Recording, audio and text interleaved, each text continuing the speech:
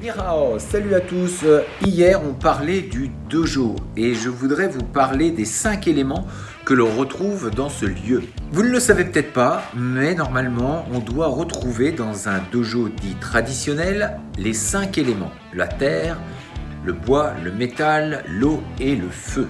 Quand on arrive pour la première fois dans un dojo et qu'on est vraiment néophyte, on peut trouver un peu l'endroit bizarre. Une salle remplie de tatamis, une odeur de sueur parfois, et puis tout le monde salue avant de monter sur le tatami, et puis ensuite on s'aligne, et on se retrouve devant des portraits, parfois avec de l'encens, parfois avec des compositions florales. Est-ce que c'est un décorateur en mal de créativité qui est venu là et qui a mis des choses comme ça, un petit peu avec des portraits? Non, pas du tout. C'est qu'en fait, il y a une certaine transmission, comme je le disais, et donc pour se rappeler d'où on vient, on met des photos. Alors c'est quoi ces photos? C'est pas nos idoles bien sûr, mais les anciens, les maîtres qui ont justement donné des choses dans cette école. Pour les gens de l'aïkido, on va retrouver maître Ueshiba. Pour le judo, on va retrouver Jigoro Kano. Pour le karaté, Funakoshi, et etc., etc. Donc en fait, on va mettre les anciens maîtres qui ont créé l'art et ceux qui l'ont transmis. Et donc, dans tout dojo qui se respecte, on doit retrouver normalement les 5 éléments. La terre, le bois, le métal, l'eau et le feu. La terre et le bois, on va le retrouver dans une composition florale. Si vous voyez une composition florale, donc une plante, eh bien, on va retrouver donc la terre et l'élément bois. Pour le métal, parfois, on avait devant l'autel un sabre. Un sabre ou en tout cas peut-être aussi une épée de sapek qui était, pour les formes chinoises, qui était faite pour consacrer les environnements, les places et le dojo. On retrouve un petit peu ces sapeks, ces épées en forme de sapek dans le Feng Shui. Pour l'eau, il y a souvent une petite coupelle d'eau et pour l'encens, c'est donc le feu.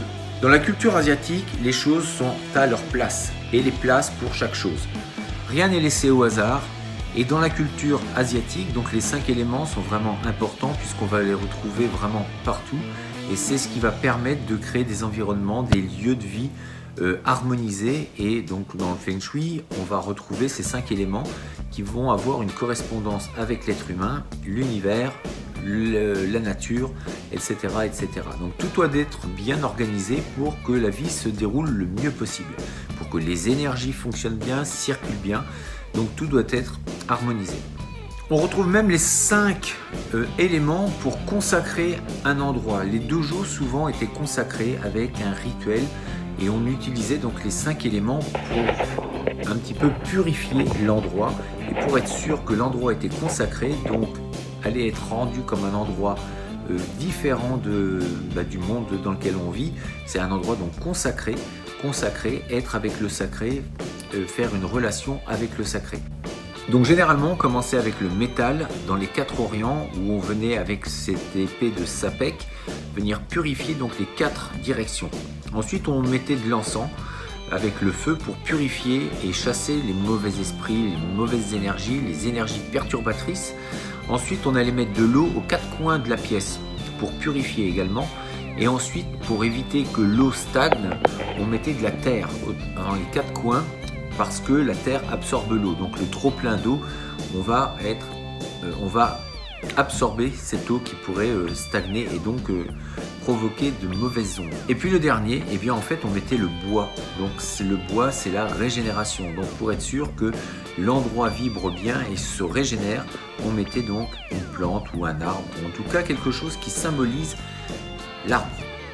C'est là aussi où la culture asiatique est forte, parce qu'on n'a pas besoin d'avoir l'élément en question, c'est-à-dire d'amener un arbre ou une plante. Un seul dessin représentant un arbre pourrait suffire.